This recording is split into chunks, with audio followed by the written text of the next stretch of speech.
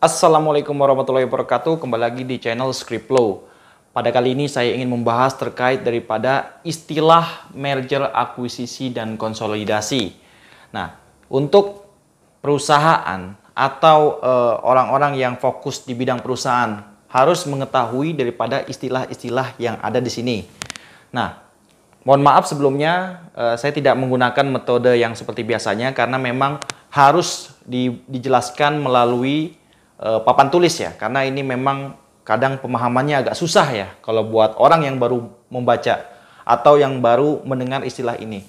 Nah, sebenarnya istilah merger, akuisisi, dan konsolidasi itu sudah ada di beberapa ketentuan Undang-Undang Ciptaker Perpu nomor 11 tahun 2020. Ada juga di perseroan terbatas dan juga Undang-Undang Komisi Pemeriksaan Persaingan Usaha KPPU. Nah, langsung aja. Terkait daripada merger, seperti yang saya bahas sebelumnya, adalah penggabungan dua perusahaan atau lebih. Yang satu misalnya, yang satunya bubar, yang satunya tetap bertahan. Jadi, yang bubar itu, dia tetap menggabungkan diri untuk ke perusahaan yang bertahan. Nah, contohnya ini ya, PTA dan PTB. Tetap yang bertahan adalah PTA. PTB-nya nih bergabung kepada PTA. Otomatis, perusahaan-perusahaan yang bergabung kepada di antara yang perusahaan yang ini, tentu dia ada peningkatan daripada modal dan juga SDM dan sebagainya. Contohnya apa? PT BSI. Ya, seperti yang kita ketahui, BSI ini kalau nggak salah di tahun 2021 ya, Bank Syariah Indonesia adalah merger daripada BUMN antara BRI Syariah, BNI Syariah, dan Mandiri Syariah. Nah, sebenarnya saya juga agak bingung ya, kenapa merger di antara tiga bank ini tidak menggunakan nama di antara mereka bertiga. Mungkin ya, mungkin di antara bank yang tiga ini, dua bank tersebut bergabung dengan misalnya Mandiri Syariah. Nah, otomatis Mandiri Syariah ini berubah namanya menjadi BSI. Bisa saja seperti itu. Ya. Intinya adalah kalau dalam merger, di antara perusahaan yang bergabung itu pasti ada yang bertahan. Nah ya, saya kira nangkep ya. Contohnya nih, yang lebih konkretnya adalah PT Lippo Karawaci. Nah ini kan Lippo Karawaci adalah merger daripada perusahaan Lippo Karawaci, Siloam Healthcare, Aryadita Hotels, dan sebagainya. Sebenarnya banyak juga sih. Cuman mereka melakukan penggabungan perusahaan, tetap yang bertahan adalah PT Lippo Karawaci. Nah, Karawaci ini sebenarnya kalau rekan-rekan yang berada di wilayah Tangerang pasti tahu kan, itu kawasan paling elit dan juga kawasan yang paling banyak industrinya. Nah, ini ya. Saya kira kalau merger intinya adalah penggabungan beberapa perusahaan, yang satunya bertahan dan yang lainnya berubah mengikuti perusahaan yang bertahan ini. Nah, selanjutnya adalah konsolidasi atau istilah lain adalah peleburan.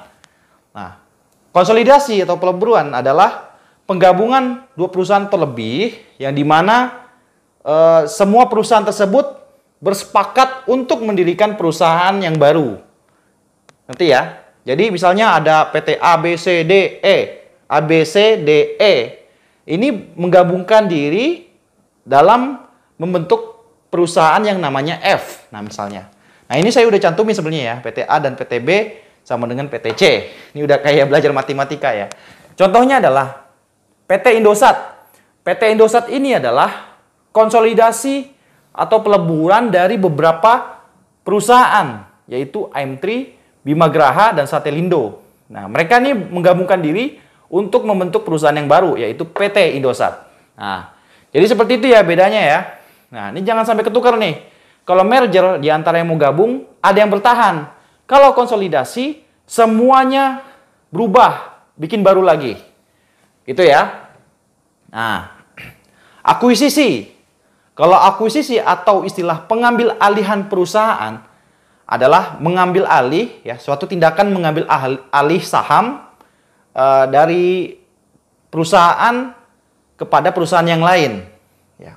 Jadi, di situ tidak ada perubahan daripada perusahaannya, tidak ada pembubaran di situ. Tapi kepemilikan atau sahamnya diambil alih, dimiliki oleh perusahaan yang mengambil alih ini.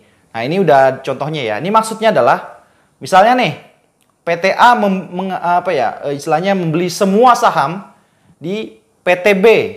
Nah, PTB-nya tetap ada tetap.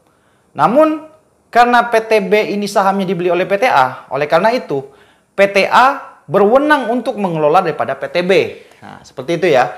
Contohnya nih, Google melakukan akuisisi kepada Android pada tahun 2005. Nah, kayaknya 2005 kalau di Indonesia belum ada ya namanya Android ya.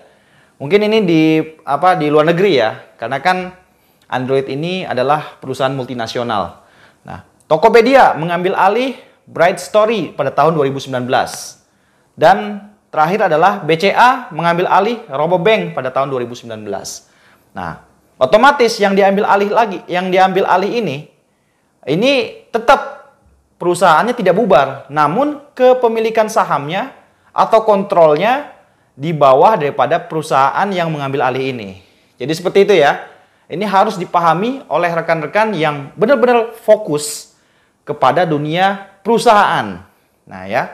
Nah, terus yang digabungkan bagaimana nih? Apa yang digabungkan? Otomatis semua kepemilikan baik aktiva, pasiva, semuanya. Nah, itu benar-benar berubah gitu. Menggabungkan diri semuanya untuk membentuk PT baru.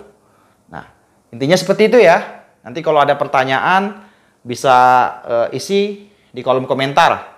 Nanti mungkin kalau misalnya ada yang belum dipahami atau masih ada yang belum ngerti, saya akan membahas secara khusus. Misalnya nih, saya masih belum begitu paham nih mengenai akuisisi. Saya masih belum paham nih mengenai merger. Nanti mungkin saya bikin episode khusus terkait daripada hal-hal yang belum dipahami. Itu saja, terima kasih.